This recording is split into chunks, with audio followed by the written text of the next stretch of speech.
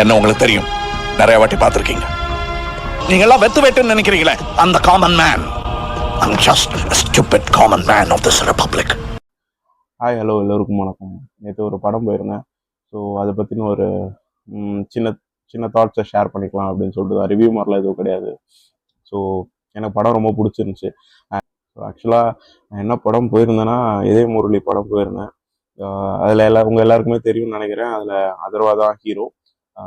ஏகப்பட்ட star caste, அவ்வளோ star caste recent டைம்ஸில் நான் எந்த மூவிலையும் பார்த்ததில்ல. ஸோ பரிதாபங்கள் சுதாகர் ஆகட்டும், அதுக்கப்புறம் பரிதாபங்களே டிராவிட் ஆகட்டும், அதுக்கப்புறம் விஜய் டிவி ரக்ஷன் ஆகட்டும், ஹீரோயின்ஸ் வந்து கயாடு லோகர், பிரீத்தி முகுந்தன், அதுக்கப்புறம் ஜோனிதா காந்தி, அப்புறம் சர்ப்ரைஸாக ஃபைனலாக வந்து மாளவிகா மோகன்லாம் வராங்க. ஸோ இந்த மாதிரி ஏகப்பட்ட ஸ்டார் கேஸ்ட்டு. படம் ஃபுல்லாகவே வந்து ஒரு மாதிரி செம்ம கிராண்டியராக இருக்கும். ஆக்சுவலாக நான் போகும்போது எனக்கு என்ன தோணுச்சுன்னா, எனக்கு யார் கேமராமேன் அப்படின்லாம் எதுவும் தெரில. ஸ்டார்டிங் சீனே வந்து ஒரு மாதிரி இது ஃப்ரேம் வேறு மாதிரி இருக்கே அப்படின்ற மாதிரி யோசித்தேன். ஆனால் அந்த டைமில் டைட்டில் கார்டில் எதுவும் போடல. அதுக்கப்புறம் சும்மா அப்படியே படம் பார்க்க ஒரு டைட்டில் கார்டில் அதுக்கப்புறம் கேமராமேன் யாரை பார்க்கணும் அப்படின்னு பார்த்தா நம்மளோட ஃபேவரெட்டு மனோஜ் பரமஹம்சா சார். எனக்கு அது பார்த்தோடனே ஓகே, படம் வந்து வேறு மாதிரி விஷுவல்ஸ் வேறு மாதிரி இருக்க போகுது அப்படின்ற மைண்ட் செட் வந்துருச்சு. ஸோ படம் சொன்னால் அவரோட கேமரா பற்றி சொல்லவே தேவையில்ல. பூந்து விளையாடுகிறார் மனுஷன். யூஎஸ்லாம் அவ்வளோ அழகாக காட்டியிருக்காரு. விடிவியில் நம்ம மனோஜ் பரமஹம்சா சாரை யூஎஸோட அழகை கேப்சர் பண்ணதை பார்த்துருக்கோம். ஸோ இந்த படத்தில் இன்னும் அழகாக கேப்சர் பண்ணியிருக்காரு. ஸோ கண்டிப்பாக அதுக்காகவே ஒரு என்ன சொல்கிறது, விஷுவல் ட்ரீட்னே சொல்லலாம். அவ்வளோ சூப்பராக இருக்கும். இந்த படம் பார்க்கறதுக்கே அவ்வளோ பளிச்சுன்னு இருக்குது. லைட்டிங்லாம் அவ்வளோ சூப்பராக இருக்குது. லைட்டிங் பற்றி எனக்கு அவ்வளோவா தெரிலனாலும் ஸ்க்ரீனில் பார்க்கும்போதே அது தெரியுது எந்த மாதிரி அவர் பண்ணியிருப்பாரு அப்படின்ற மாதிரி. ஸோ கண்டிப்பாக அது ஒன்று. அதுக்கப்புறம் தமிழ் மியூசிக்கு சாங்ஸ், ஒரு சில சாங்ஸ் நல்லா இருக்கு. பட் ஆனால் நிறைய சாங்ஸ் இருக்க மாதிரி இருக்கு. கதை வந்து பார்த்தீங்கன்னா வந்து நான் பழைய இதயம் படம் பார்த்ததில்ல. ஸோ அந்த படம் எப்படின்றதுல எனக்கு தெரியல.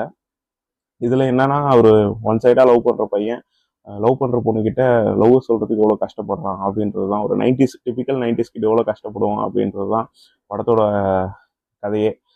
ஸோ அவனோட ஒரு ஒரு பேஸ் ஆஃப் லைஃப்பில் வந்து அவனோட லைஃப்பில் வந்து எவ்வளோ லவ் வருது.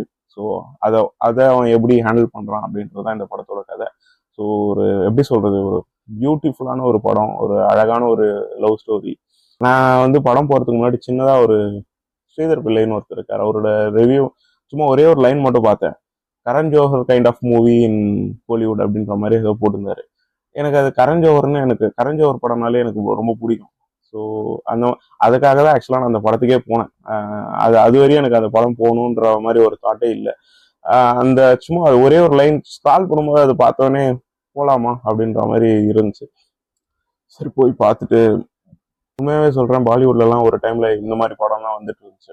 ஒரு மாதிரி எதுவுமே இல்லாமல் ஒரு க்ளீன் ஃபேமிலி என்டர்டெய்னராக இந்த மாதிரிலாம் படம் வந்துட்டு இருந்துச்சு. ஸோ அந்த மாதிரி ஒரு படம் தான் இதய முரளி. ஒரு சின்ன ஒரு கிளாமர் சீன் கூட கிடையாது, ஒரு சின்ன டபுள் மீனிங் சீன்ஸ் கூட கிடையாது. Complete family entertainer. யங்ஸ்டர்ஸ் வந்து கண்டிப்பாக இந்த படத்துக்கு போகலாம். ஒரு பியூர் லவ் ஸ்டோரியை நீங்கள் பார்க்கலாம். கண்டிப்பாக இந்த படத்துக்கு எல்லாரும் போங்க, சப்போர்ட் பண்ணுங்க. ஸோ இந்த மாதிரி படத்தெல்லாம் நம்ம சப்போர்ட் பண்ணால் தான் இந்த மாதிரி ஒரு ஃபீல் குட் மூவிஸ் மாதிரி நிறைய வர்றது தமிழ் சினிமாவில் கொஞ்சம் அதிகமாகும். தமிழ் சினிமாவில் கொஞ்ச நாளாக வந்து ரொம்ப ஆக்ஷன் போய் ஒரு மாதிரி இருக்குது. ஸோ இந்த மாதிரி படத்தெல்லாம் நம்ம என்கரேஜ் பண்ணி நல்லா ஹிட் பண்ணோன்னா so feel good kind of movies நிறைய வரும்ன்றது என்னோட சின்ன ஒரு ஆசை. அதுக்கப்புறம் பரிதாபங் சுதாகர்லாம் வந்து ஒரு சில சீன்லாம் வந்து பிளாஸ்டாக இருக்கும். தேட்டரு அவ்வளோ சூப்பராக பண்ணியிருக்காரு. அப்படியே பார்க்கும்போதே ஏதோ சந்தோஷமாக இருந்துச்சு. ஏதோ நம்ம ஜெயிச்சா மாதிரி ஒரு சந்தோஷம் அவரோட சீன்லாம் வந்து பார்க்கும்போது. ஏன்னா நம்ம ஒரு 6-7-8 வருஷமாக அவரை பார்த்துட்டு இருக்கோம்.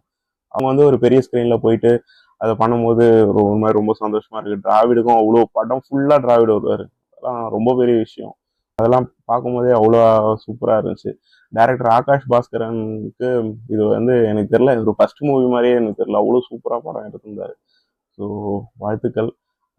படம் கண்டிப்பாக வந்து எல்லாரும் பாருங்கள். இந்த வீக்கே வந்து ஹவுஸ்ஃபுல்லாக தான் இருந்துச்சு. ஸோ கண்டிப்பாக வந்து படத்துக்கு நிறைய பாசிட்டிவ் ரிவ்யூஸ் இருக்குது. ஸோ கம்மிங் வீக்ஸ்லேயும் அது வந்து ஹவுஸ்ஃபுல்லாக தான் போகும்னு நான் நம்புகிறேன். Thank you so much. Don't miss it in theatres.